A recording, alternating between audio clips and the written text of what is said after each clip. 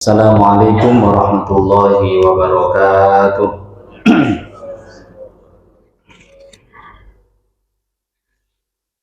Innal hamdalillah nahmaduhu wa nasta'inuhu wa nastaghfiruhu wa nu'minu bihi wa natawakkalu 'alaihi wa na'udzu billahi min syururi anfusina wa min sayyiati a'malina.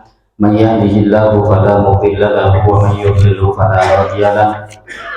Asyhadu an la ilaha illallah wahdahu la syarika lah wa asyhadu anna sayyidana wa maulana Muhammadan abduhu wa rasuluh. Allahumma shalli wa sallim wa barik alaihi wa ala alihi wa ashabihi wa tabi'ina lahum bi ihsanin ila yaumil qiyamah, amma ba'd.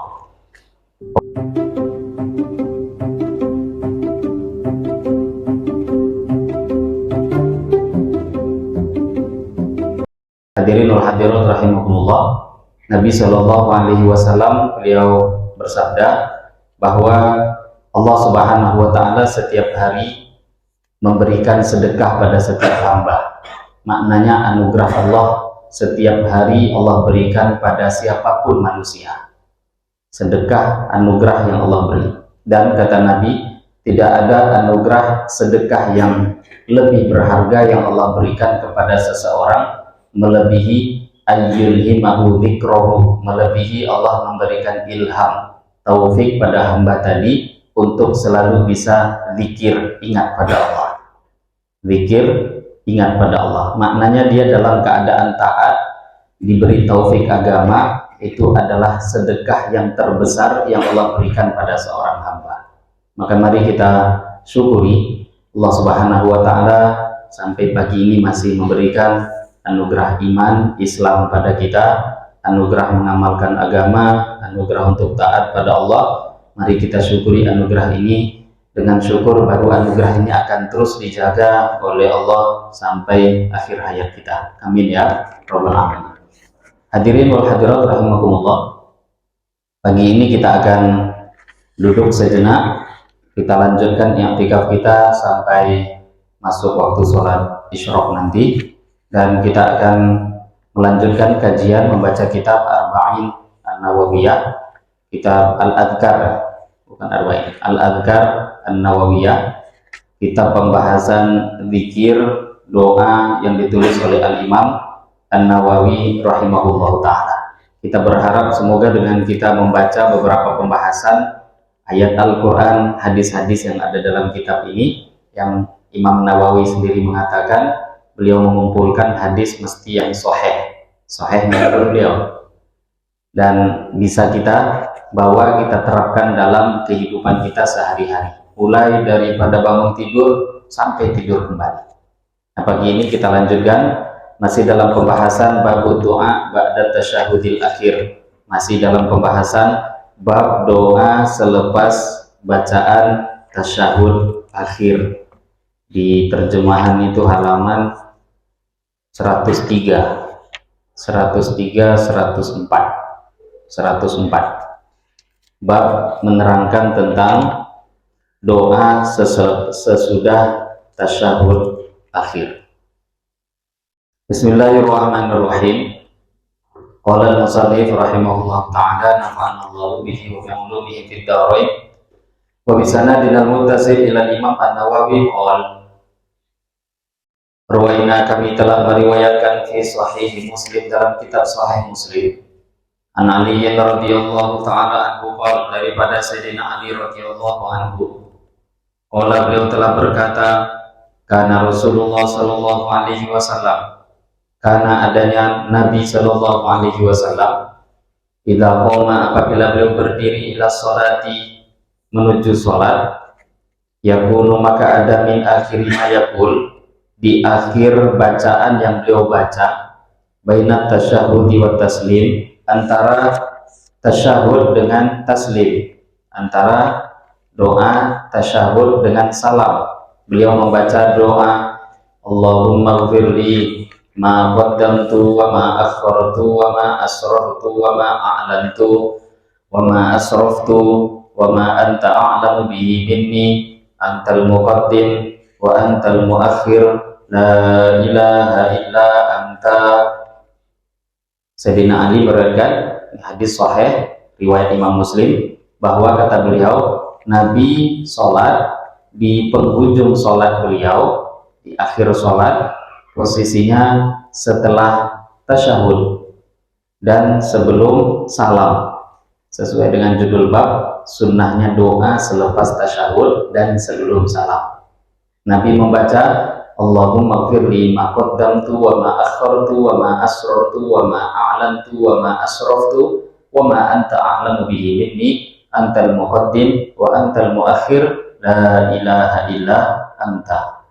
Allahumma ya Allah, ighfir, ampunkanlah di untuk aku ma apapun qaddamtu, dosa yang terdahulu dari yang aku buat, wama dan dosa apapun akhartu yang belakangan, wama dan dosa apapun asrartu yang aku buat sembunyi-sembunyi, wama dan dosa apapun a'lantu yang aku buat terang-terangan, wama dan dosa apapun asraftu yang aku berlebihan atas diri sendiri dengan berbuat maksiat dikarenakan keteledoran ataupun kezaliman.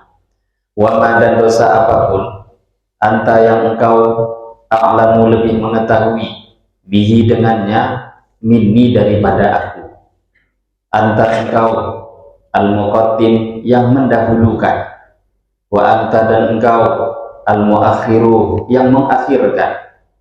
Al-muqaddim mendahulukan maknanya memberikan anugerah lebih pada seseorang, baik dengan taufik agama, pertolongan agama, maka maknanya antal muqaddim, ya Allah, engkau yang mendahulukan seseorang sehingga dia terpilih dalam agama. Wa antal muakhir, engkau juga yang mengakhirkan, yang tak menggunakan seseorang, dihinakan, akhirnya tak diberi taufik, tidak diberikan ilham, tak diberikan pertolongan. Antal muakhir, engkau yang mengakhirkan seseorang. La ilaha, tidak ada Tuhan yang hak disembah, illa anta, kecuali hanya engkau. Ini diantara doa yang Nabi baca selepas tasyahud akhir dan sebelum salam.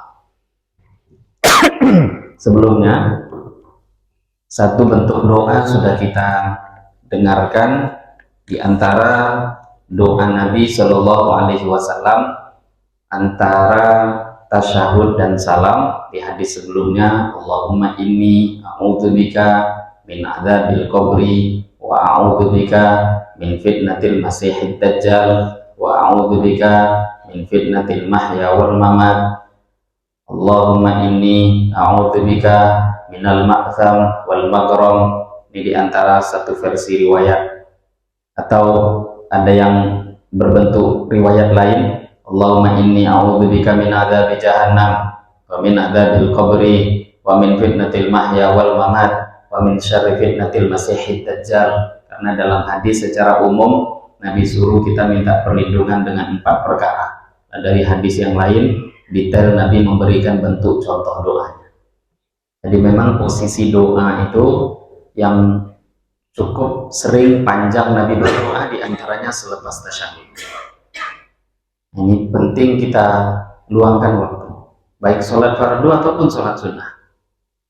Nah, tadi doa yang kedua, ini diantara doa juga yang Nabi amalkan, dan itu sunnah digabungkan, terutama kalau kita sholat sendiri, silahkan dipanjangkan. Yang banyak doa, dan beliau juga di awal sudah menyampaikan bahwa doa baik urusan dunia, urusan akhirat diperbolehkan. Tapi tentu doa yang ma'thur, yang memang dinukil dalam Quran, dalam hadis, itu lebih didahulukan. Apalagi doa ma'thurnya keadaannya pun sama, sesuai. Contohnya dulu Nabi buatnya di posisi itu, maka itu lebih didahulukan, lebih utama. Atau ada doa yang umum, ma'thur, dari Nabi juga, tapi umum, Nabi gak beritahu tempatnya, tapi Nabi seolah-olah menyatakan kapan pun silahkan baca. Nah, kalau kapan pun berarti dalam tasyahud juga boleh. Beda kalau memang Nabi menetapkan, oh ini doa keluar rumah ya, ini doa keluar masjid ya, ini doa masuk masjid. Ini kan memang ketetapan tempatnya. ada. Tapi kalau umum maka boleh. Rabbana atina fid dunya hasanah wa fil akhirati hasanah wa qina adzabannar. Ini kan umum. Nah, itu nggak ada pernah dibuat dalam riwayat, lah kan umum, kapanpun boleh. Tapi lebih didahulukan tentu yang maksur dan sesuai dengan keadaan tempat posisi dulu diajarkan oleh Nabi Shallallahu Alaihi Wasallam. Padahal ini doa, Bapak Ibu, yang baru saja kita baca, Allahumma firli ma qaddamtu wa ma akhartu wa ma asraftu wa ma a'lantu wa ma asraftu wa ma anta a'lamu bihi minni antal muqaddim wa antal muakhir la ilaha illa anta. Ini semua bukan untuk Nabi. Nabi yang doa padahal. Ya Allah, ampuni dosaku. Ya Allah, dosa yang terdahulu, dosa yang akan datang, dosa yang sembunyi-sembunyi, dosa yang terang-terangan, hal-hal yang berlebihan yang aku buat. Engkau lebih mengetahui dengan aku tentang diriku. Engkaulah yang mendahulukan, Engkau juga yang mengakhirkan. Tidak ada Tuhan yang hak disembah selain Engkau. Dan Nabi nggak ada dosa. Dan Nabi yang tak ada dosa saja ini baca doa. Tapi di sini tentu bukan karena kita kemudian membaca zahirnya hadis mengambil kesimpulan kalau Nabi itu berdosa. Tidak. Nabi ada membaca beberapa doa tujuannya untuk kita tiru. Ini namanya litaklim. Jadi bukan karena Nabi ada dosanya, tidak. Karena para ulama sepakat, para nabi, para rasul alaihi wassalatu wa taslimat, mereka itu maksum inad dzunub. Para nabi, para rasul itu maksum, terjaga daripada semua dosa. Nabi-nabi dan rasul. Nah, kalau nabi rasul tidak terjaga dari dosa, nggak layaklah jadi nabi dan rasul. Bagaimana mau diikuti? Nanti punya alasan orang-orang. Nah, itu kebetulan salah, itu jangan ditiru. Nah, kan begitu. Enggak, Nabi itu mesti nggak ada yang salah perbuatannya. Dan ini yang masih menjaga hal ini, agama ya, yang masih menjaga hal ini hanya Islam. Nah, kalau selain Islam, itu kita nanti bisa mendapati dalam buku kitab mereka terkadang punya Nabi juga, tapi tidak memiliki batasan adab berbicara dengan para nabi, para rasul. Kadang nabinya ceritanya begini, rasulnya berbuat salah, na'udzubillah, cerita-cerita, kisah-kisah yang tak pantas. Kadang jangankan untuk nabi, orang biasa pun kadang tak pantas untuk itu, malah cerita itu ada. Bahkan kita di mana-mana nih media sosial ada cerita ngobrol, padahal nih orang beda agama, tapi memang sengaja dibuat cerita dalam podcast itu. Oh, ini nampak supaya saling toleransi, tapi yang dibicarakan agama. Lah mau tidak mau, agama akan terlecehkan tanpa disadari. Ada pembahasan, kenapa itu Palestina itu sampai sekarang Baitul Maqdis masih perang, masih ribut. Ini orang beda agama nih ngobrolnya. Tujuannya katanya untuk supaya saling toleransi, tapi mereka berdua toleransi, nabinya dicaci maki. Tahu apa penyebabnya? Kata mereka. Nah, yang satu ngomong, iya itu dulu bapaknya salah. Siapa bapaknya? Ibrahim. Kan punya anak dua, kok nggak ditentukan? Nah, kok bisanya kita mengatakan nabi salah, itu salah? Tujuannya katanya toleransi, para nabi, para rasul dicaci maki. Tujuan katanya untuk meningkatkan iman, ahlul iman malah dicaci maki. Bagaimana kita mau mendapatkan iman? Maka akidah ini yang memang terjaga di dalam umat ini. Para nabi, para rasul maksum. Ini akidah. Mereka terjaga daripada perbuatan dosa. Nah, hal hadis yang seperti ini harus pandai-pandai untuk kita pahami dengan cara benar. Jadi Nabi berdoa seperti ini bukan karena beliau memiliki dosa, tidak, tapi litaklim, untuk mengajarkan kita. Maka Nabi diutus untuk mengajarkan pada umat, termasuk cara sholat, apa yang dibaca, apa yang dibuat, apa doanya, apa isi doa. Nah, ini semua untuk kita. Lah Nabi cuma ngajarin ini baca ya, karena kalian semua berdosa, kalian semua punya kesalahan, dan ini semua untuk umat ini. Maka kita meletakkan posisi keyakinan yang benar untuk para nabi, para rasul alaihi wassalatu wa taslimat. Hadirin Bapak Ibu, jangankan para nabi, lah sahabat saja yang level di bawah nabi itu jauh. Sahabat itu level di bawah nabi itu terlalu jauh. Jangankan sahabat dengan nabi, antar satu sahabat dengan sahabat lainnya, jangankan sahabat dengan kita, satu sahabat dengan sahabat lainnya, itu derajatnya terlalu jauh. Sayyidina Umar bin Khattab pernah ditanya, mana yang lebih utama engkau, apakah Abu Bakar Siddiq? Sayyidina Umar dengan Sayyidina Abu Bakar, mana yang lebih utama engkau atau Abu Bakar Siddiq? Apa jawaban Sayyidina Umar? Satu malamnya Abu Bakar lebih baik daripada ibadahnya Umar dan keluarga Umar seumur hidup. Satu malamnya Abu Bakar lebih baik daripada seluruh amalnya Umar dan amalnya keluarga Umar seumur hidup. Jadi ya cukup untuk menjadikan kita kenal dengan siapa itu Abu Bakar, termasuk Umar itu salah satu tabungan pahalanya Abu Bakar. Itu cukup untuk kita memahami begitu tingginya derajat Abu Bakar Siddiq radhiyallahu ta'ala. Nah, bagaimana dengan para nabi? Sahabat satu dengan sahabat lain yang sama-sama utama, terlalu tinggi, Sayyidina Umar dengan Abu Bakar, belum lagi dengan sahabat lainnya. Bahkan ada sahabat yang level tinggi namanya ahli badar. Level tertinggi sahabat Asyra Mubasysyarah bil Jannah, 10 orang yang diwajibkan masuk surga, pasti masuk surga. Nabi sebut namanya, ada 10. Nah selepas itu, di antara derajat sahabat yang tinggi, ahli badar, 313 orang yang ikut dalam pertempuran Badar. Nabi Shallallahu Alaihi Wasallam menceritakan, Allah Subhanahu Wa Taala berfirman untuk ahli badar, ya'malu ma syi'tum faqad ghafartu lakum. Buatlah apa yang mau kalian buat, terserah, kata Allah, aku telah ampuni apapun dosa kalian. Itu ahli badar. Apakah ahli badar kemudian maksum? Ya, tapi tadi ada beberapa makna dari hadis yang Nabi sampaikan untuk ahli badar. Makna diantaranya, kesalahan apapun kalau sudah sampai akhirat, khusus ahli badar aku maafkan, diantaranya. Atau memang khusus ahli badar, mereka itu kalau dia terjerumus dalam hal-hal yang salah, itu pasti Allah beri taufik untuk taubat, sehingga dia nanti memang akan menjadi orang yang derajatnya selalu tinggi sampai di akhir. Jadi memang sekelas ahli badar, Asyra Mubasysyarah bil Jannah, sahabat seperti Sayyidina Abu Bakar, Sayyidina Umar itu saja terlalu tinggi. Bagaimana dengan para nabi, para rasul? Bagaimana dengan pimpinannya para nabi, para rasul yang mulia baginda Muhammad Sallallahu Alaihi Wasallam? Nah ini doa untuk pengajaran pada kita. Nah ini kita amalkan setiap hari, sangat baik, sambil diresapi maknanya.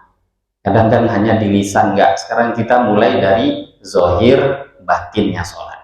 Zohir juga, batinnya juga. Zohir lidah kita mengucapkan, batinnya, maknanya kita mulai memahami walaupun secara garis besar terjemahan doa. Mungkin per lafaz nggak mampu karena kita bukan ustadz, bukan ulama, tapi kan secara umum isi doanya kita resapi bisa.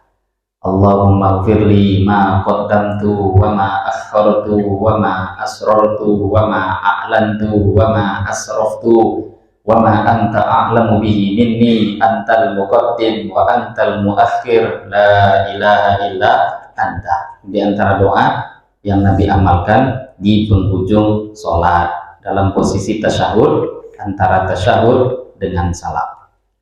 Warawaina, dan kami juga meriwayatkan fi sahihai Bukhari wa Muslim, dalam dua kitab sahih yaitu Bukhari Muslim, an Abdullah bin Amr bin al-As, daripada sahabat Abdullah bin Amr bin al-As, an Abi Bakr Siddiq radhiyallahu anhu, daripada sahabat Abu Bakar Siddiq radhiyallahu anhu, annahu qol, sesungguhnya beliau telah berkata li Rasulillah sallallahu alaihi wasallam, pada Rasulullah sallallahu alaihi wasallam.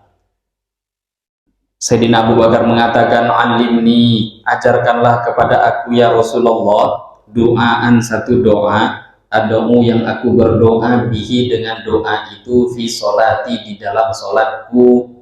Qala, Nabi pun bersabda, qul, ucapkanlah, Allahumma ya Allah, inni, sesungguhnya aku, Allahumma inni zalamtu nafsi zulman katsira wa la yaghfiru dzunuba illa anta faghfirli maghfiratan min 'indik warhamni innaka antal ghafurur rahim. Hakadha dhabatna zulman katsira bisa'il musallata fi muqtadir riwayat wa fi ba'di riwayat Muslim kabira. Nabi mengatakan, ucapkanlah dalam sholat, Allahumma ya Allah, ini sesungguhnya aku, zalamtu, aku telah menzalimi nafsi, diriku sendiri, zulman, dengan kezaliman, katsiran, yang banyak, wala yaghfiru, dan tidak ada yang mengampuni, adzunuba, dosa-dosa, illa anta, kecuali hanya engkau, faghfir, ampunkanlah, li, untuk aku, maghfiratan, dengan ampunan, min indika, daripada sisi engkau, warhamni, dan rahmatilah aku, innaka, sesungguhnya engkau, anta, engkau, al-ghafuru, zat yang maha pengampun, ar-rahimu, zat yang maha penyayang. Imam Nawawi melanjutkan, hakata dhabatnahu, seperti ini kita mendapatkan riwayat tulisannya, zulman katsiro. Riwayat yang ada, yang diriwayatkan oleh Imam Bukhari Muslim, lafadznya memang zulman katsiro, menggunakan huruf ta, zulman katsiro. Fi mu'dhamir riwayat, di kebanyakan riwayat seperti itu. Wa fi ba'di riwayati Muslim, di sebahagian riwayat Imam Muslim, kabiro, lafadznya bukan katsiro tapi kabiro. Jadi dalam satu riwayat Imam Muslim, warhamni innaka wala yaghfiru dzunuba illa Allahumma inni zalamtu nafsi zulman katsiro. Ini kebanyakan riwayat pakai katsiro, pakai ta. Tapi sebagian riwayat pakai huruf ba, zulman kabiro. Nah, itu dua-duanya boleh. Allahumma inni zalamtu nafsi zulman katsiro. Ada riwayatnya. Bahkan ini kebanyakan riwayat begitu. Atau pakai huruf ba. Allahumma inni zalamtu nafsi zulman kabiro. Makna tidak terlalu jauh. Kalau zulman katsiro, katsir artinya banyak. Ya Allah, aku telah menzolimi diriku dengan kezoliman yang banyak. Kalau kabiro, besar. Ya Allah, aku telah menzolimi diriku dengan kezoliman yang besar. Makna tidak berubah, huruf pun kecil perubahan. Dan itu ada riwayat kedua-duanya. Wakilahuma hasan, dan kedua-duanya hasan, boleh, bagus. Fayang bagi, sepantasnya ayat jemaah seseorang mengumpulkan bainahuma, di antara kedua riwayat. Fayuqalu, maka dia ucapkan zulman katsiran kabiro. Mau dikumpulkan, bagus. Jadi kalau dikumpulkan, ya kalau dia pilih salah satu bisa. Allahumma inni zalamtu nafsi zulman katsiro saja boleh. Atau Allahumma inni zalamtu nafsi zulman kabiro, boleh. Lanjutkan sampai akhir doa. Atau dia kumpulkan dua-duanya. Allahumma inni zalamtu nafsi zulman katsiran kabiro wa la yaghfiru dzunuba illa anta faghfirli maghfiratan min 'indik warhamni innaka antal ghafurur rahim. Itu pun bisa dia kumpulkan.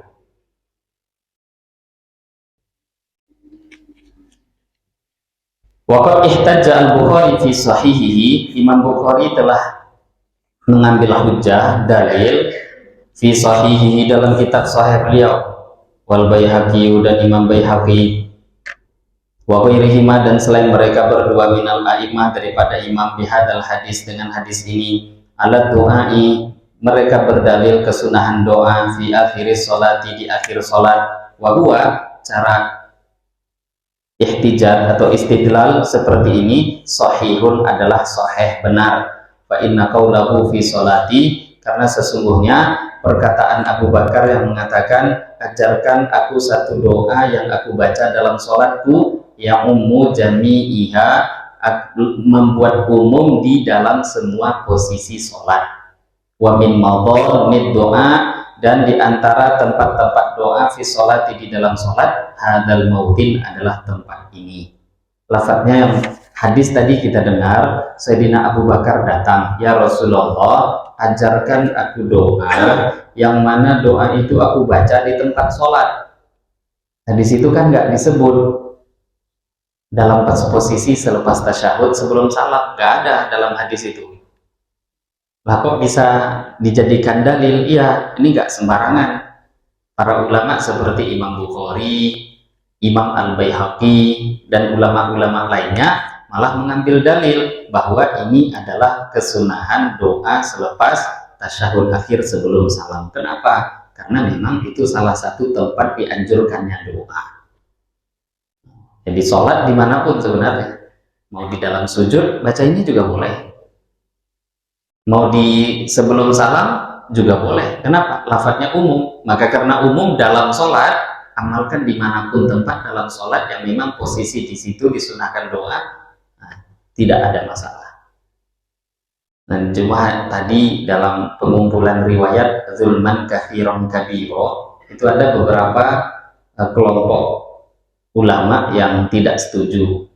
Jadi wajar kalau tidak setuju, itu pendapat Bapak Ibu. Nah cuma kita tengok, kalau yang nggak setuju kita tuh siapa? Ya kalau mereka para ulama yang tidak setuju tidak ada masalah. Misalkan Imam Nawawi berpendapat boleh menggabungkan doa. Mungkin di antara ulama lain, misal ada namanya Al-Ais bin Jamaah, itu nggak setuju dengan pendapat Imam Nawawi. Ya memang satu level. Ya tinggal kita, Anda mau ikut mana? Oh saya lebih percaya dengan Al-Ais, silahkan. Oh kak, saya lebih percaya dengan Imam Nawawi, amalkan ini.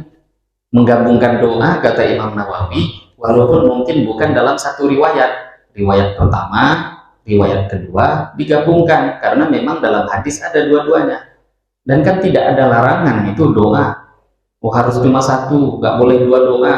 Nabi itu biasanya cuma mengamalkan satu ini, nanti ada kondisi lain baca doa yang kedua, nanti di waktu yang lain baca doa ketiga. Enggak, beliau memahami bagi yang waktu longgar, waktunya sedikit, ya udah baca yang pendek.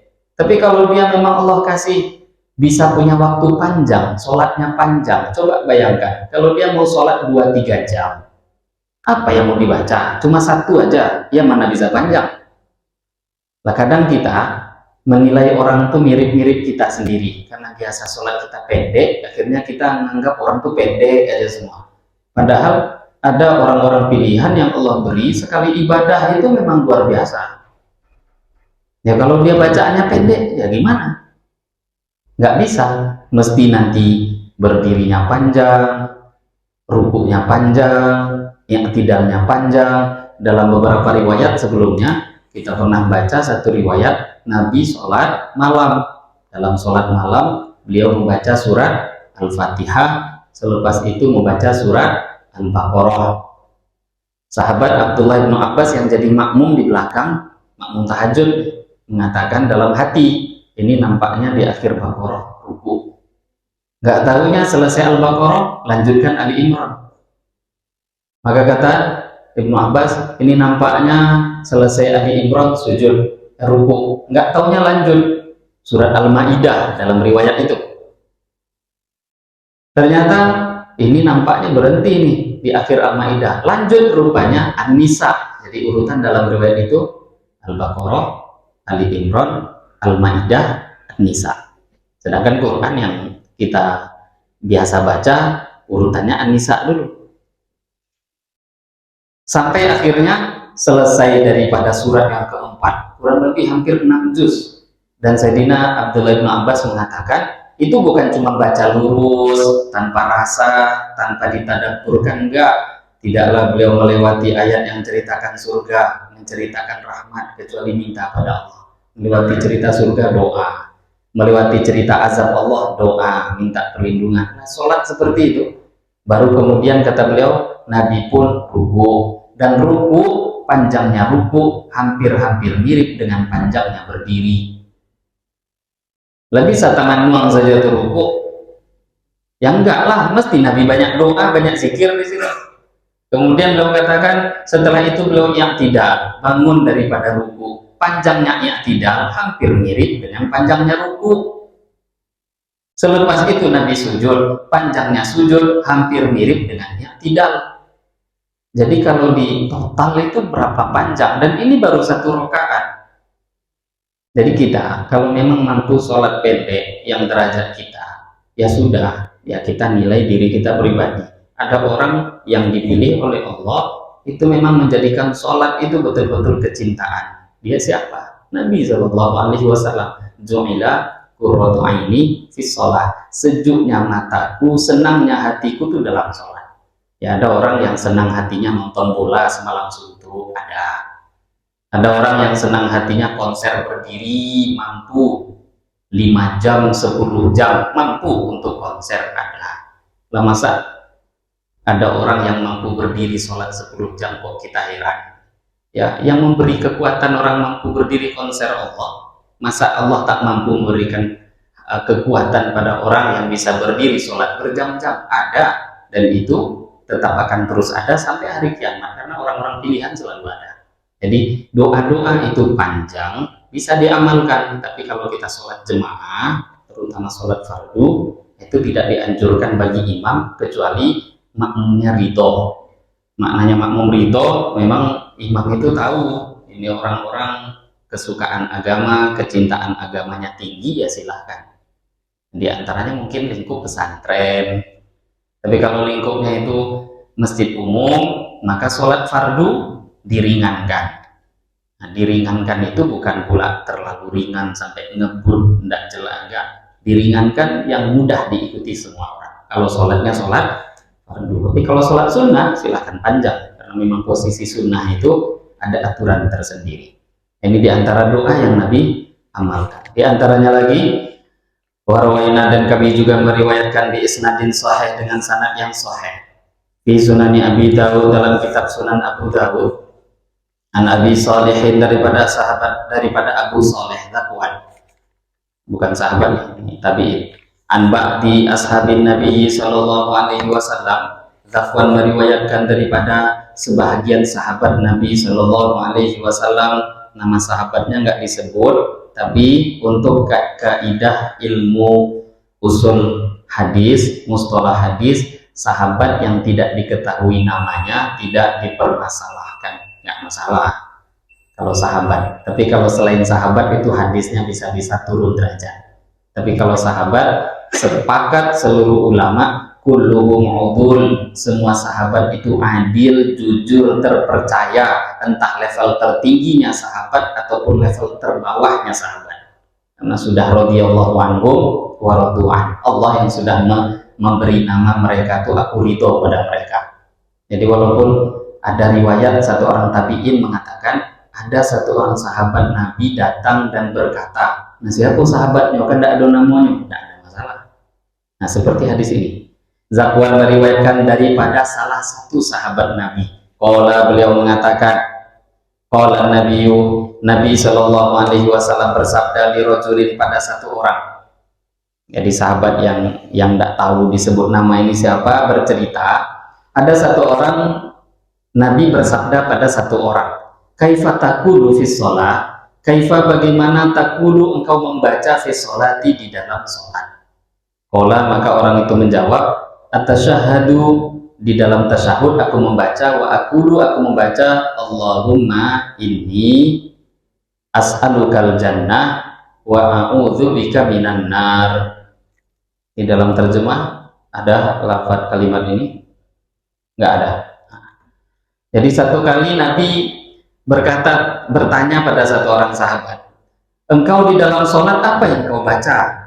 Karena ini dalam jawabannya tasyahud, maka ini menunjukkan doa selepas tasyahud. Apa yang kau baca? Maka orang itu jawab, aku membaca tasyahud ya Rasulullah, kemudian selepas itu aku membaca Allahumma inni as'alukal jannah wa a'udzu bika minan nar. Allahumma ya Allah, ini aku as'aluka minta pada engkau al jannah surga, wa a'udzu dan aku minta perlindungan bika pada engkau minan nari daripada neraka. Itu isi doanya. Allahumma inni as'alukal jannah wa a'udzu bika minan nar. Nah, ini riwayat Imam Nawawi katakan ini sahih dalam kitab Sunan Abi Dawud. Nah, cuma orang ini melanjutkan, amma ini la ahsin dan danataka wala dan danata Mu'az. Amma ini, saya ini la ahsin tidak bagus dan danataka, saya nggak bisa. Dan danah ini dalam bahasa Arab itu Imam Nawawi sendiri memberikan tafsir dan itu kalamun la yufham maknahu, ucapan yang tidak difahami maknanya, itu dandanah, jadi bergumam itu dandanah dalam bahasa Arab.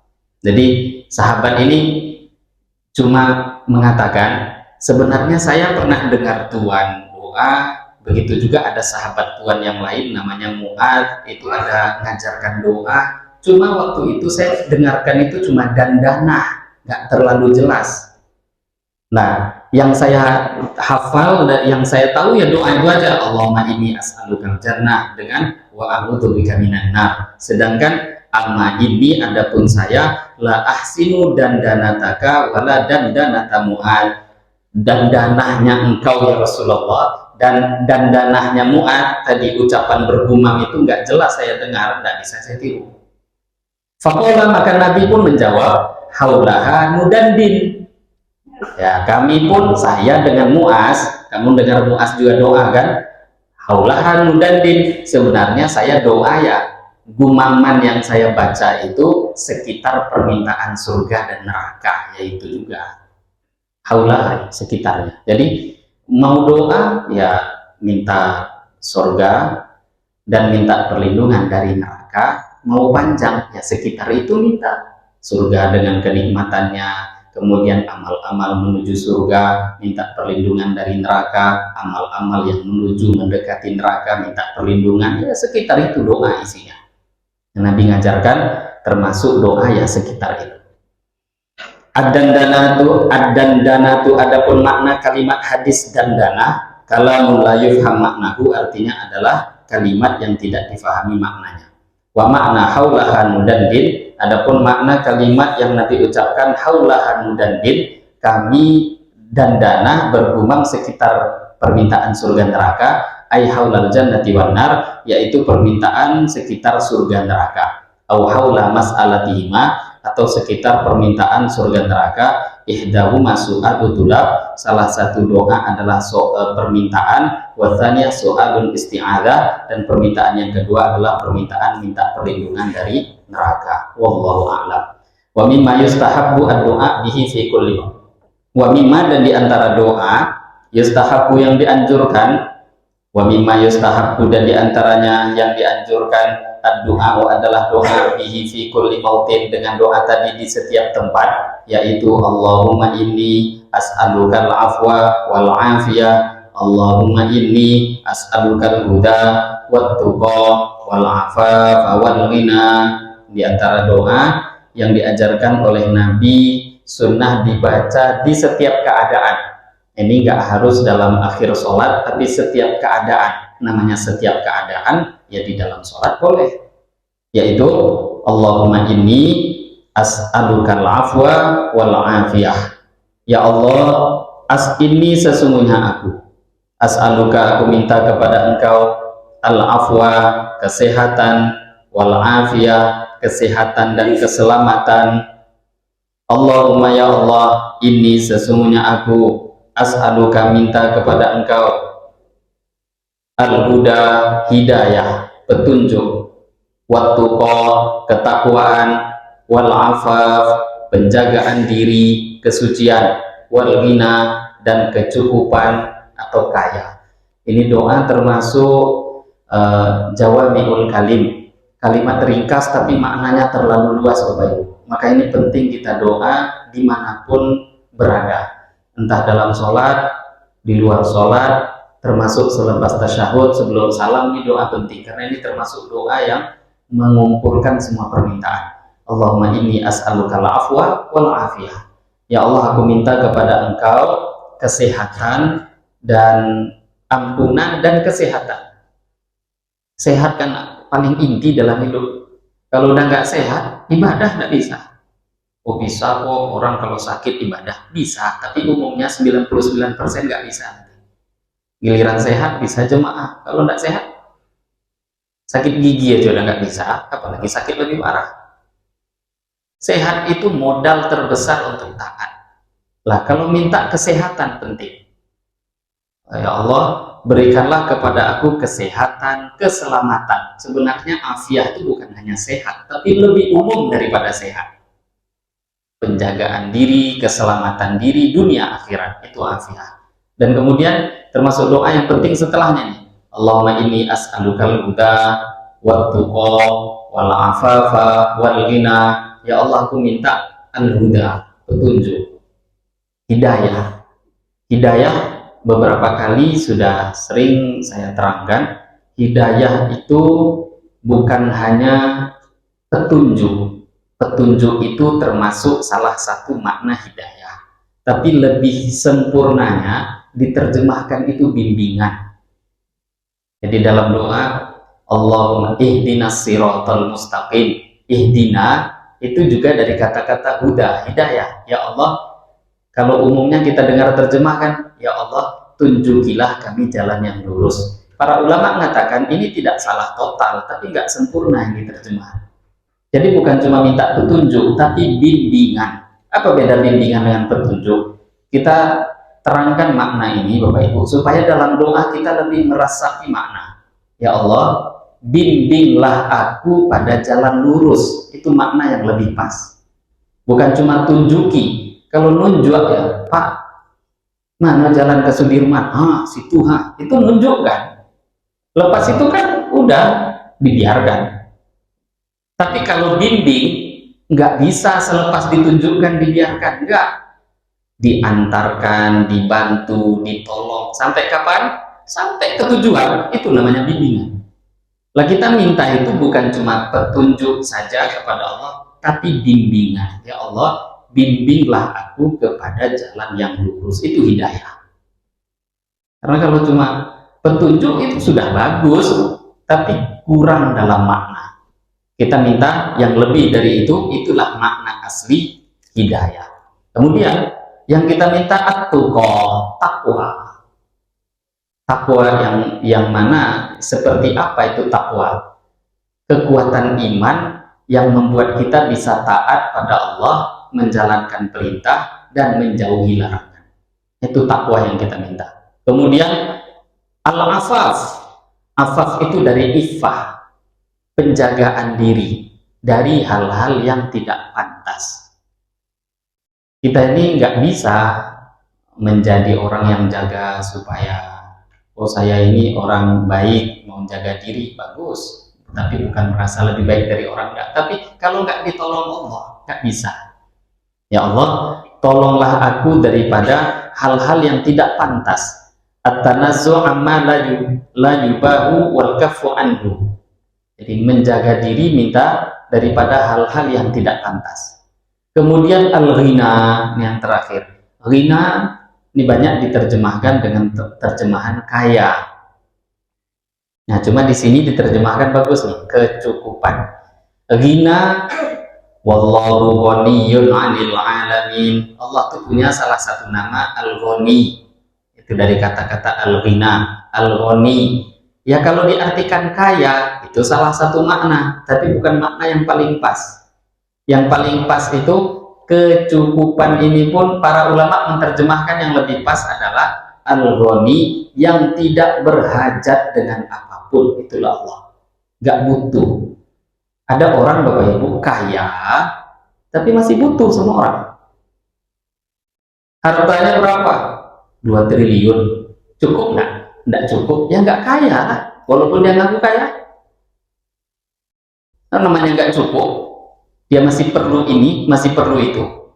Tapi ada orang rumahnya secukupnya, kecil, sederhana, kendaraan sederhana, tapi dia cukup dengan itu, nggak berhajat dengan yang lain, itu kaya. Maka permintaan ini kalimat sama, tapi karena mungkin pemahaman orang yang dalam agamanya beda, cara mintanya dalam hatinya beda akhirnya, walaupun lafadznya sama. Maka al-ghina di sini yang diminta adalah kecukupan, rasa tidak berhajat kepada makhluk. Rasakan kita tuh cuma berhajat hanya pada Allah. Kalau sudah Allah cukupi, maka tidak ada yang kurang. Yang masalah ketika Allah tidak cukupi, walaupun nampak serba cukup, ya akan kurang. Satu dunia pun dia miliki akan kurang kalau tidak diberi kecukupan oleh Allah. Nah, ini doa luar biasa. Allahumma inni as'alukal huda wat tuqa wal afafa wal ghina. Walaupun tidak secara khusus dalam doa yang diajarkan dalam akhir sholat, tetapi doa umum seperti ini pun juga tidak dipermasalahkan untuk kita baca di dalam sholat kita, dan doa-doa lainnya seperti yang di awal di awal judul tentang bab ini juga sudah beliau sentuh. Mau doa untuk urusan dunia pun boleh selagi tidak ada hubungan kaitan dosa. Tapi kalau kaitannya dosa dan maksiat, kok dia doa di dalam sholat, bukan cuma diharamkan, sholatnya pun batal. Haram jelas, udah jelas itu mintanya haram dalam sholat, batal sholat. Nah, tapi kalau hal-hal umum, walaupun itu dunia, boleh. Hanya saja ya tentu bahasanya bahasa Arab di dalam doa. Nah, ini hadirin Bapak Ibu, pembahasan sampai akhir dari bab doa selepas tasyahud akhir. Masuk dalam judul bab baru, bab salam. Nah, ini mungkin yang bisa kita bahas pada pagi hari ini, beberapa doa yang diajarkan oleh Nabi Shallallahu Alaihi Wasallam di dalam pembahasan doa selepas tasyahud akhir. Semoga kita bisa hafalkan. Dulu mungkin hafal 1, tambahkan 2. Kalau sudah hafal 2, tambahkan 1 lagi 3. Mau di doa baca panjang digabungkan boleh. Nah, paling tidak tadi di dalam doa-doa sholat sendiri silahkan panjang. Nah, ini mungkin sebelum kita tutup, di antara Bapak Ibu kalau ada yang tidak bertanya, diskusi tanya jawab dipersilahkan. Ada yang tidak bertanya? Ya, silahkan.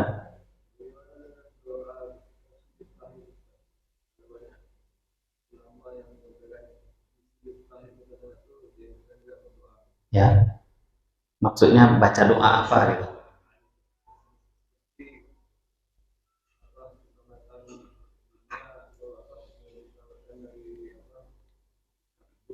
Ya.